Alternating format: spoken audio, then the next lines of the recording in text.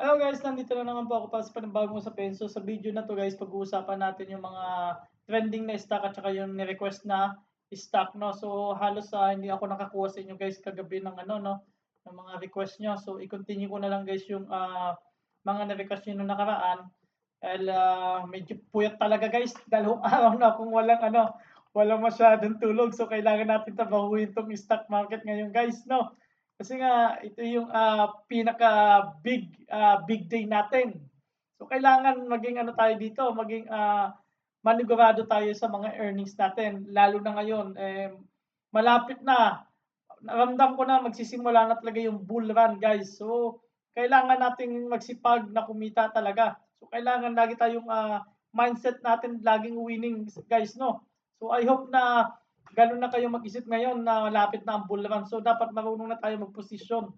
So guys, kung bago ka lang sa aking channel, please don't forget to click Possessional Theories PH, lalo kung bago ka sa akin, bago ka sa stock market, check nyo itong playlist guys. So, sa playlist na guys na to, mayroon akong ginawang buy signal lesson. So, sa buy signal lesson, din i-discuss ko yung uptrend, sideways, downtrend, at saka paano ka mag-position or mag-entry, mag-cut loss, paano ka mag-exit or mag-sell, at saka yung position sizing mo, at saka yung risk management mo. Yung iba guys na lesson, nandito rin sa baba ng description below, check nyo lang din sa baba. Kasama na rin tong 10% gain monthly roll at saka yung my earnings or loss stock in stock market. So, yan guys, dinidiscuss ko din dyan kung paano ko in-execute yung mga trades ko. So, check nyo, baka mamaya may iba to ba ako sa inyo ng mga information kahit pa paano. So, huwag nyo rin kalimutan guys yung ating Facebook page ng Possessional Traders PH. Like nyo rin to guys at saka pwede kang mag-post dito regarding sa stock market, no. Pwede rin kayo dyan mag-message. Ayan, guys, message kayo regarding sa may mga katanungan kayo. So, open lagi yan guys. So, makikita nyo rin yan sa baba ng description. So, message nyo lang din ako guys, pati yung personal messenger ko at saka Facebook. So, mas maganda, mas mabilis doon sa messenger ko guys, no, sa personal. So, dito guys, nagpo-post po ako dito. So, ayan guys, no. Pwede kayo mag-post dito guys anytime, no. So, regarding stock, kapag ipo-post natin dito guys, para aware tayo sa lahat. Ayan, no, kita mo niya guys. So ito is pangkalahatang group talaga to guys ng Call Financial Traders and Investors. So, lahat ng kasama ko sa mga kasama ko sa ibang group, yung limang group na pala yung sinamahan ko guys, no. So, halos nandito rin lahat sila. So, ayan guys, so post lang kayo ng post lang dito regarding stock. Pwede kayo magtanong regarding din sa stock sa kanila. So, dito rin ako nagpo-post guys regarding sa mga sa mga stock request. So, ayan, abangan nyo guys yung mga stock request natin dito. Nagpo-post ako dyan just in case. So, simulan natin yung Finance Yahoo. So, Dow Jones up. So, saan? Akala ko nga negative eh. So, bali-balita kasi pull back pero ayun, Dow 30 up ng 0.90. So, ayan, tas gold up pa yung mga mining natin, no? So, simulan natin dito guys kay ASEN. So, dito guys sa aking channel, more on ano lang tayo guys, no? Technical. So, hindi ako masyado nag-fundamental kasi ang fundamental ko based on ano lang 10% lang na knowledge sa kapag bumibili ako ng isang stock na gusto ko, doon ko na lang inaaral yung fundamental ko, ano yung mga issue, ano bang mga news yun. So, ganun lang din ako. Simple lang din ako mag-stock market, guys. Hindi ako masyado ganong malalim sa fundamental. So, based talaga ako masyado sa technical. So, ayan guys, no. So, ayan. Dito guys, ASEN, ayan, MACD bullish na bullish, may lumabas na foreign. So, overbought pa rin yung ASEN natin. So, ngayon guys, dito nga lang, ang info natin dito kay, ASEN, pag ganitong style, ayan, no, nakikita niyo yung candle na to. So, tingnan niyo din yung candle na yan, possible maging ganyan, yan. Possible maging ganyan yan guys, no. Tsaka possible din yan mga ganyan-ganyan dito sa level na to. Ayan, no, itong candle na to. So, may history din yung mga candle na yan. Bakit baka mamaya, sana makita natin kapag ganyan, mag-sideways muna bago tumaas or pwede naman dumiretso to. Kasi nga maganda ang ano to, ang maganda ang um, fundamental, bukod sa fundamental nito, may mga good news pa to. So ngayon, just in case, magkaroon ng pullback, ano bala, ang opening na 393, ayan, no. So, hangga't malapit sa 393 kung makakakuha kayo, lalo kapag yung mga ganito may buntot, dito nyo kunin yung sa ISIN. Pagdating sa mga just in case mag-pull back na unti, mag-retest ng 4 pesos, kunin nyo sa 4 pesos. So ayan.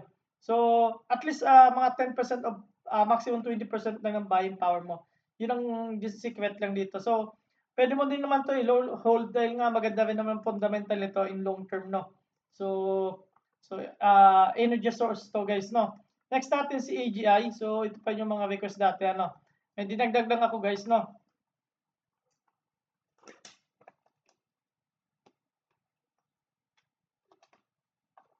Sana bilis ang net natin.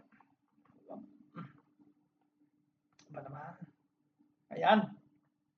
So, net foreign may pumasok. Ayan. Yung pumasok yung net foreign natin. So, MACD check natin. So, ayan. Crossover na rin. Ayan. Nasa ibabaw na yung blue. So, ito, RSI nito nasa 64.65. Ito, guys, buy signal pa rin naman tayo. Dito, dinidiscuss ko na ito matagal, na kung sakali malapit sa 7.68 makuha mo, kunin mo. Pero hindi ito yung tipong mga chupet. So kaya dapat marunong ka mag-hold nito. So marunong ka rin maghintay. Mas malapit sa 7.68, mas maganda. Ayan, no. So possible potential gain mo. Yan kapag na medyo magaling ka sa hold, 17.69%. Return sa'yo, base dito sa ano, ayan lang, mga 8%. So, 1:2, no? So, ganun, ang, or 2:1 ang reward, ganun. So, ayan, position lang din to, guys, no? So, ang hinihintay mo lang dito yung breakout dito sa level na to. Anong opening nito? So, opening 8.65. Dapat breakout ng 8.65, may volume na malaki. Ayan, guys. Next tayo. EPX. Ayan, si EPX Mining.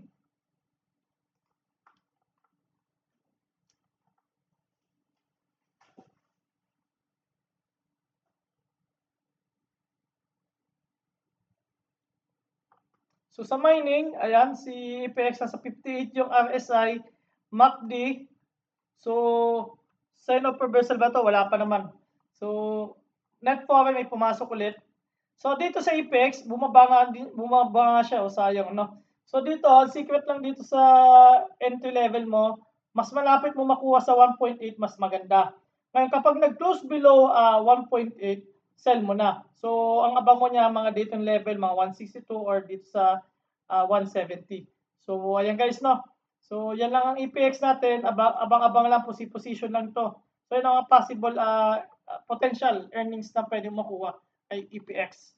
So, tandaan nyo, kasama pa din to sa West Philippine Sea. Kaya, yan, position lang din yan. So, ito, pag-uusapan natin to si C. So, ano ba yung dapat magandang gawin dito kay C? Ito, guys, no?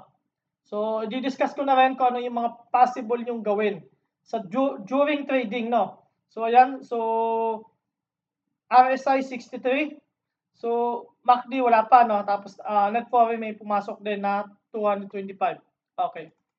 Sa ganito, guys, na mga style, okay. So, ako kasi, guys, nung pumasok ako, nung nakita ko nabasag tong 6 pesos. 6 pesos kailangan, nakapasok ka dapat dyan nung breakout nito. Kasi, ito yung mabigat na resistance, eh. Kita mo, isa, dalawa, tatlo. Tatlong beses yan. Niretest, hindi nabasag talaga yung hindi talaga siya nag-close above 6 pesos. So, just in case, magkaroon naman worst scenario, no? Mag-retest ulit sa 6 pesos, ang abang mo agad yan, 6 pesos. Example, ang current price is nasa 6 pesos, malapit na sa 6 pesos.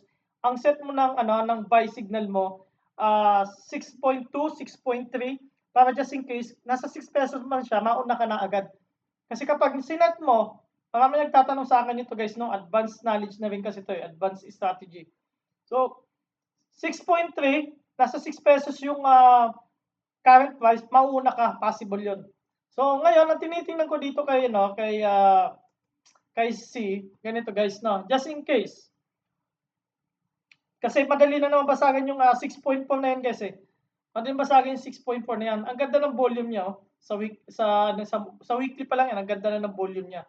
Ngayon guys, tinitingnan ko dito kay C. Possible ba magsiling si C? Possible magsiling to guys kung sakasakali si dito hindi siya ah, suspension pa rin. So ayun yung mga possible guys, no. So 49.32% sa mga 9.4. So medyo mabigat lang talaga dito guys, ito mga level na 7.4. Kasi kung gagamitan natin ng pivot retracement, titingnan natin guys kung gaano kabigat to. So ayan, yung level na yan, ang high nito, 11.22. Ayan. Ayan. Tsaka ayan. So ayan, ito mabigat dito sa level na to, itong 7.67 range. 7.6, 7.5 yan na mabibigat na range, no. So pero dahil nga may good news to, nakikita ko naman possible na mabasag to dahil good news. Ngayon, kung sakali mangyari suspension pa rin si dito, ito puputaktihin pa rin to. Kahit paano kasi nakakonect naman din to kay dito, alam naman natin to eh. So hindi natin to ina-hype guys. Medyo ano lang natin to. So medyo control tayo dito sa mga ganitong stock kay C. So alam niyo na kung hindi mabasag yung 7.4, so alam niyo na ang diskarte diyan, sell ng 50% tapos abang sa dip or kapag lahat po na i-sell tapos abang sa dip. So gamit ka lang ng 5 minutes chart para alam mo, nakikita mo kapag nagkakaroon ng ganitong rally, itong pula na to, ayan. So kapag nakakakita ka ng ito, buntot sa malapit sa support na mahaba at bumalik, ayan, pwede ka na mag-buy kahit 20% ng buying power mo tapos dagdag ka na lang dagdag habang tumataas. So ayan. So dapat winning mindset tayo dito guys, no? Kailangan kapag alam natin okay na yung profit natin, sell na natin. Winning mindset lang tayo kasi magugulang yung mga natin diyan, ibang mga traders diyan. So medyo gulang-gulang din. So ngayon guys, ito SEB. So umakyat nga to, no? Di ako nakahabol ito. Kita mo naman 25.21 million ang salpak agad ng net foreign, no? Sayang to. So matagal ko inaabangan to.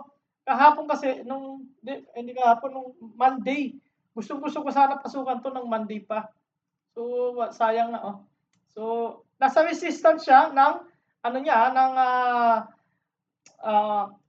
RSI guys, no? Ayan, no? So nasa around 69.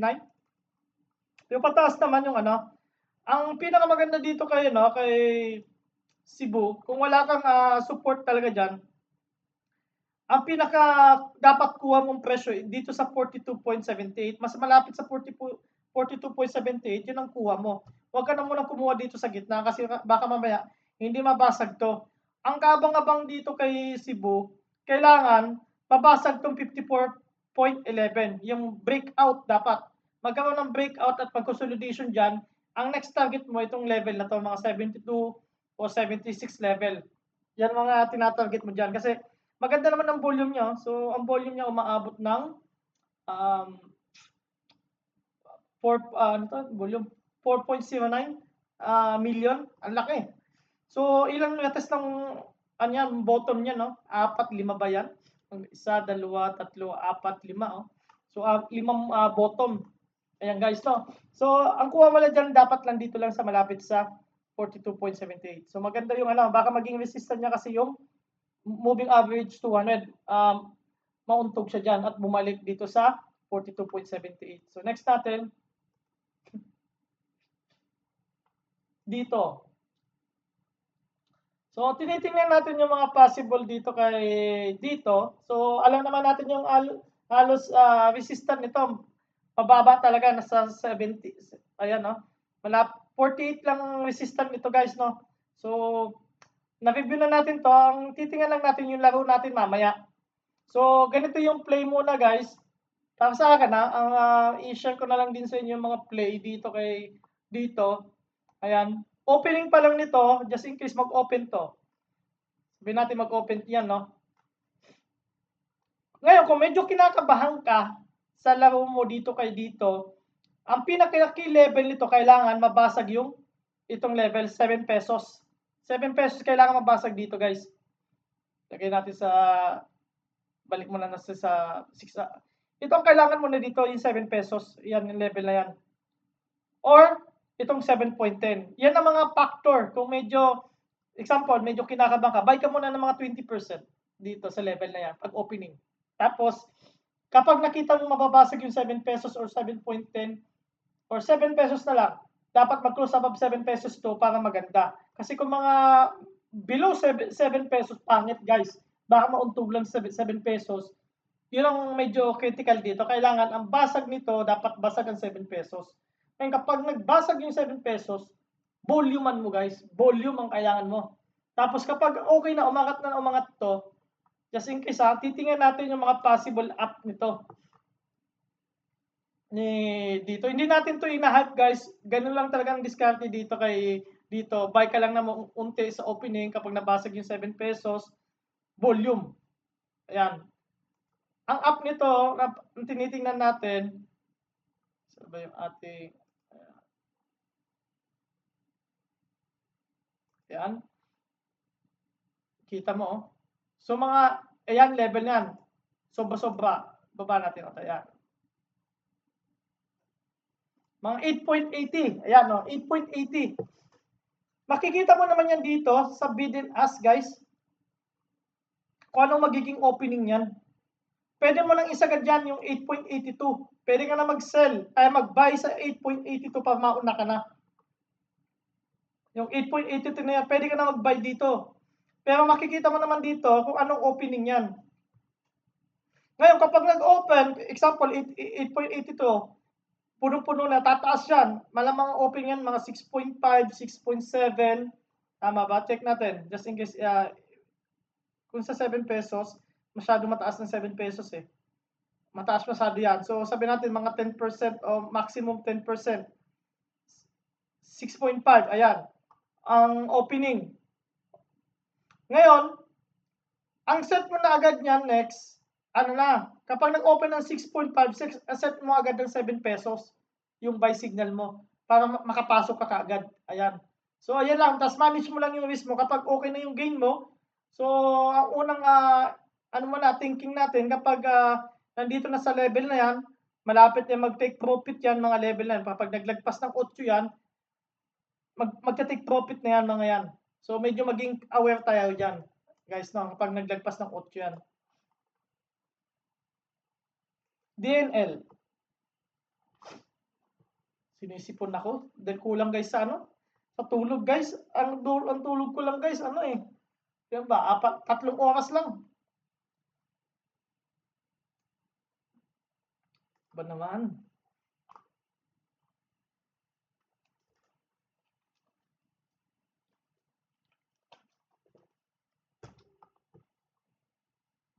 Okay, DNL.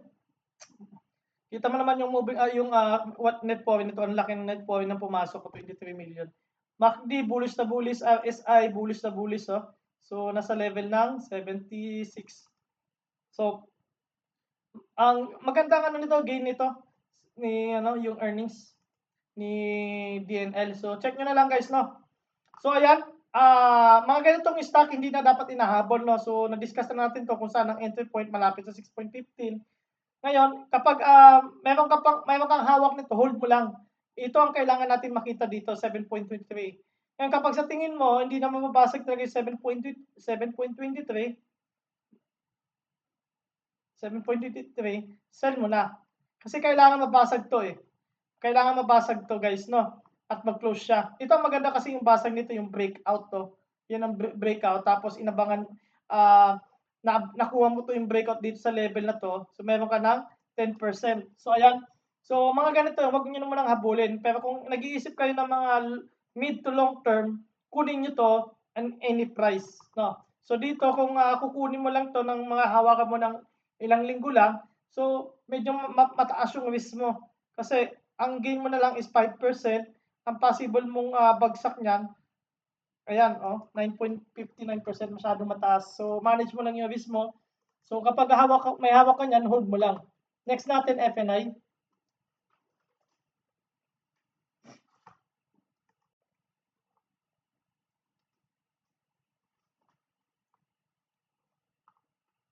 Bagal lang yan. So, F9 natin. Ano ba? Net foreign, wala talaga masyadong net foreign to. Okay. MACD nito, bullish na bullish. Ito, ayan. So, around 71 yung net foreign, yung RSI niyan. So, wala masyadong volume guys. Oh. Ayan, no? So, mga ganito guys, medyo ingat, no? Ang pinaka the best, kung just in case na kukuha ka, kumuha ka muna ng tranches buy at near 1.45. Yan, medyo tranches buy. Pwedeng ganito rin yan.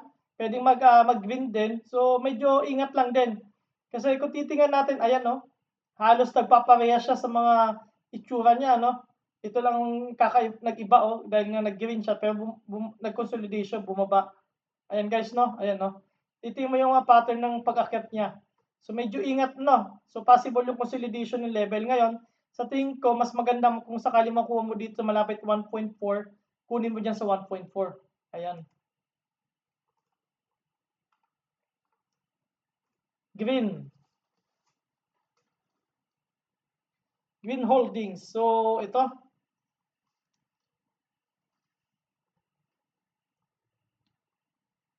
Maganda rin din ang fundamental nito ni Green eh. Check nyo din guys yung fundamental nito ni Green. Check nyo fundamental ni Green guys. No? Pag-aralan yung fundamental to, magandang future nito ni Green. So, ayan, 65 yung RSI. MACD, tingnan natin, sign of reversal. So, bullish. Net foreign, may mga pumasok na malalaki din pala to. Ayan, no? So, dito na sa 7.17 million. Tapos, nung nakaraan, kahapon is 892. So, ayan. So, medyo ingat lang din to, dito kay Green. No? So, ayan, kita mo yung candle na yan. Ayan, ang candle. Tapos, ayan, nagkakaroon siya ng mga ganyan. So, halos parehas din siya kay FNI. So, ayan, no, nagkaroon siya ng mga ganyang candle. So, iniisip natin, kung sakaling retest sa 2.4 or 2.5, mas magandang saluhin. So, more ang kuha mo dito, more on bounce. Bounce kapag nagba-bounce. Hanggat nandito pa naman siya trend line, sa uptrend pa naman to guys. Ayun, no, yung line natin. Uptrend pa naman yan. So, hanggat nandyan siya, above 2.4, kuha lang kapag nasa malapit sa 2.4.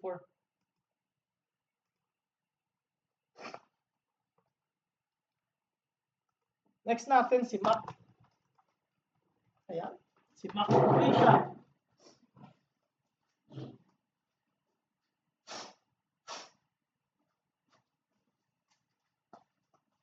Bagal lang yan. Ito nagpapatagal eh. Okay na sana eh. So overbought na to, bullish na bullish yung MACD at saka RSI. So earnings nito, ayan, negative, no? So as usual guys, expected na natin yan na mag-negative talaga. So technical, tayo. Ano ba maganda kay Macro Asia? Kailangan talaga dapat dito guys, may average kayo. Tulad ng dinidiscuss ko, dapat dito sa 0.504 dapat nakakuha na kayo. No, kung wala ka pang kuha dito, ang laki pa lang ito. So, nag-29, 30% na pala to. Grabe. Tapos, kung nasa 5 ka, 45%, ito na nga yung sabi.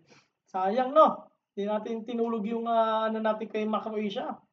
Ayan ang target, to, 45% galing sa 505.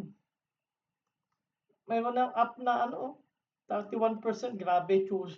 Yummy to. So, ito kasi tinitingnan natin to in long term, guys, na makakabalik siya. Kailan ba yung pandemic? Dito, sa November. Dito ba? Dito. Ito ang target price natin, guys. Before pandemic. Ayan. Ngayon, kung iniisip mo, guys, na ayan na kaya mo siyang i-hold na mga 1 taon or mga ilang maximum 1 taon, sabihin natin, yan. Yan ang mga tinatarget natin, guys, no? Kuha ka dito, ayan, 100% yan, guys, no? Yan yung level na yan. Ang risk mo dyan, kapag iniisip mo long term, ayan, ito lang ang risk mo dyan, ayan. Ito muna, ayan. Yung 10% ang risk mo dyan, guys, no? Yan ang tinitingnan natin in long term, si Mac. Malaki ang potential nito ni Mac na umakyat pa dyan. Dahil nga, yung si Freezer nga, meron ng yung sa COVID na vaccine. So ayan tinitingnan natin diyan. Kung kaya mo mag-buy dito tapos i-hold mo lang at least 1 year. Ayan tinitingnan natin kay Mac. Okay. So next natin si MM. Ayan si MM.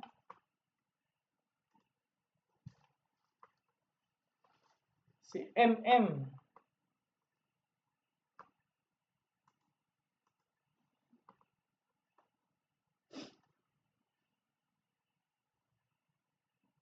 Bagal ng ano ko, ng net ko. So si MM, bullish to MACD, pati RSI nito, gumagawa to ng ano, bagong RSI guys, no, history. So nasa 77, overbought na to guys, no. So kung wala kang magandang position dito, huwag ka na pumasok. So hintay ka na lang ng pullback kasi tulad ng sinasabi ko sa group chat, kung kasama ko kayo sa group chat, so dapat, so tinitingnan ko lang dito yung 4.2, yung level na to. Ngayon, kapag lumabas yung third quarter report at positive yan, possible, kasi nandito na siya sa level na to eh. So possible, ito, check natin, from, ayan, 4.12, check natin. Ayan, kaya yan na 4.5 guys. Kayang-kaya yung 4.5 guys kapag okay yung third quarter report. Kaya dapat hold mo lang. Ngayon, kapag na-hit yan, syempre gagawa naman yan. Possible pa kapag iangat pa ng unti yan. Possible pang iangat sa 4.7 or 5 pesos yan. Just in case lang, no? Tapos, pero ang pullback yan guys. Tatandaan natin yung pullback yan kapag nagkataon.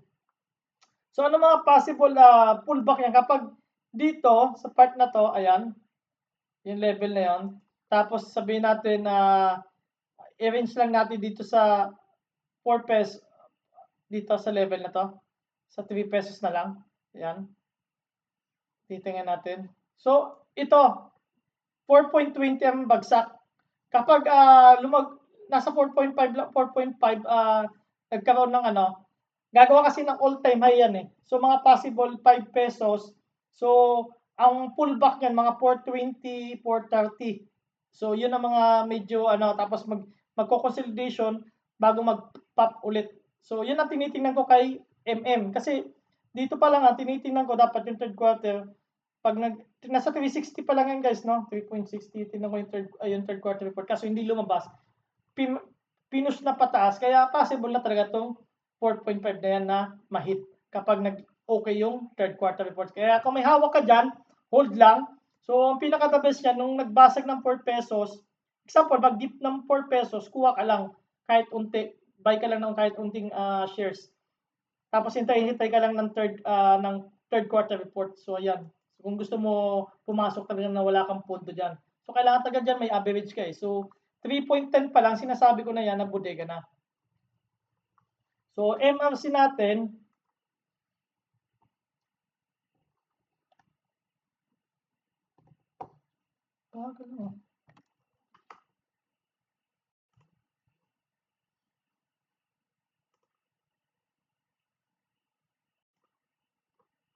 yan.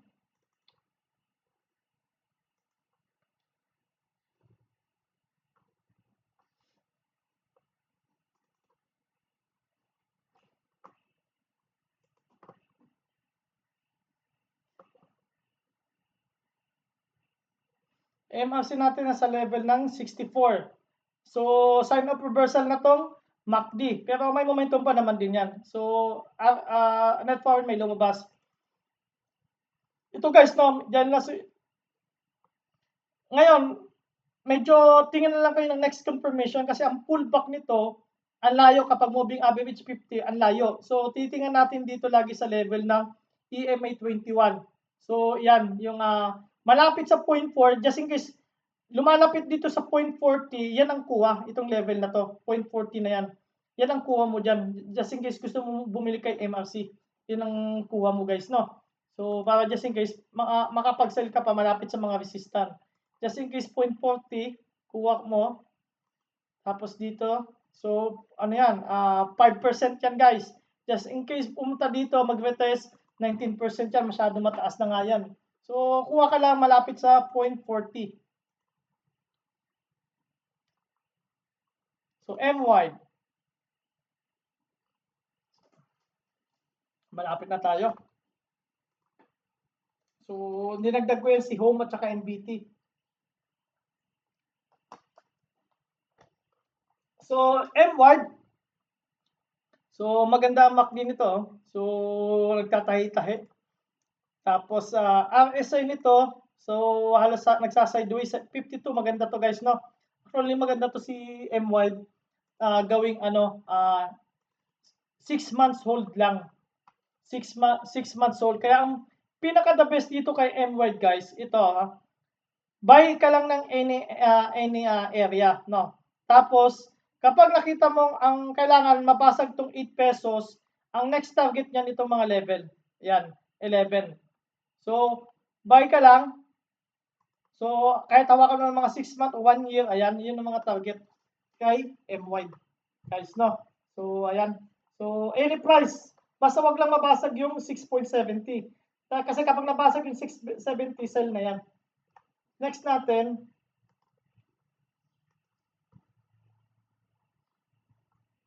si nickel. To. So, kahapon inalisan ko to si nickel eh. So, medyo ingat lang rin guys, no? So, may kukonturin ako bakit. Ewan ko lang, baka mamaya ay hindi naman mangyari yung iniisip ko. So, naging aware lang din ako kay nickel kasi ang gusto ko sana nito, ang target ko sana nito 5 pesos. 5 pesos sana ang target ko dito guys eh, kay nickel. MACD nito, bullish na bullish. Yung RSI nito, okay pa naman to ang RSI nito kasi may history naman to na mga 90, 80, 87. May history naman to. So walang problema niyan. Volume lang. Ang gusto ko lang talaga dito, itong kita mo, net foreign buying, 22 million na naman. So meron tagang net foreign na pumapasok dito. So ang gusto ko dito, ito yung head and shoulder niya. So possible kasi gayahin niya itong kabila. Ayan, no? Yan. Yan, pwede niyang gayahin to, guys, no? Pwede niyang gayahin yan kasi head and shoulder to. So, wave 1, wave 2, wave 3 na to hanggang 5 pesos na possible. Ngayon, ang ayaw ko lang kasi dito kayo, no? Bakit nag-exit ako? Sana mali ako, ano? So, ito yung mga candle na to, ayan, no? So, sign of reversal, ayan yung tinitingnan ko. Yung mga kandila na yan, nagkakaroon ng kandila sa ibabaw, no? So, yun ang iniiwasan ko. So, mas maganda ang mabang na lang sa 4 pesos just in case. So sayang naman yung gain kung mag-retest to kasi na overstretch naman yung RSI nito. Although may history naman siya, pero ako mas gusto ko mas ingat ako. Nag-iingat kasi ako guys no sa mga sa mga position ko just in case na kapag overstretch na yung RSI. Next natin, home.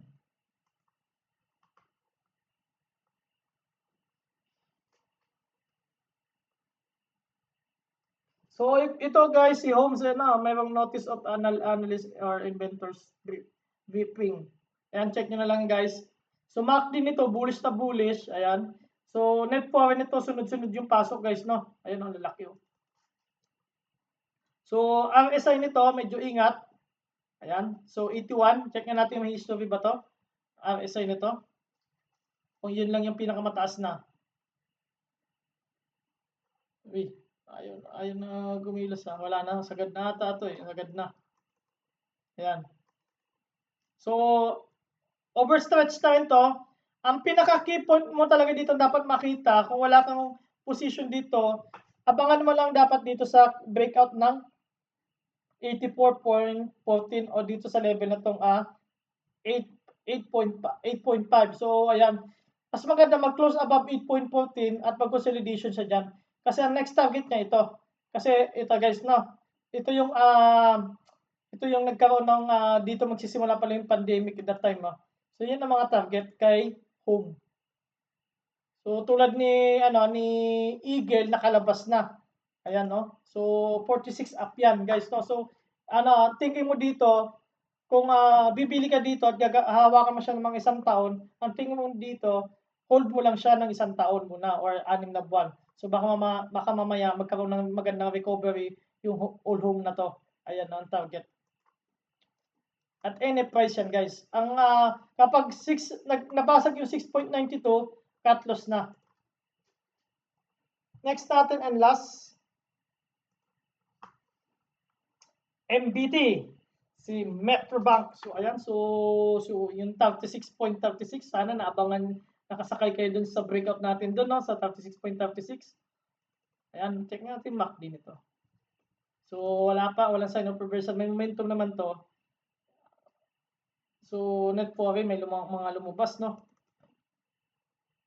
Ito guys, halos breakout na to, may ganda pa volume. Ito mga dapat pinapasukan na. Ano guys to? RSI nito nasa, oh ganda RSI. Nasa level ng ano to eh. Ayun no. Maganda RSI guys, 63. So ito, earnings nito, maganda earnings nito niyan eh. 1.77 billion. So breakout to guys si MBT. So any price basta above 43.08, yun ang bilhin mo. So next target 51.59.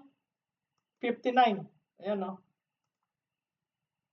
So 20% pa yan guys, sayang yan. So ayun guys, I hope guys may na-share akong idea sa inyo. Huwag niyong kalimutan yung thumbs up natin at subscribe. Thank you.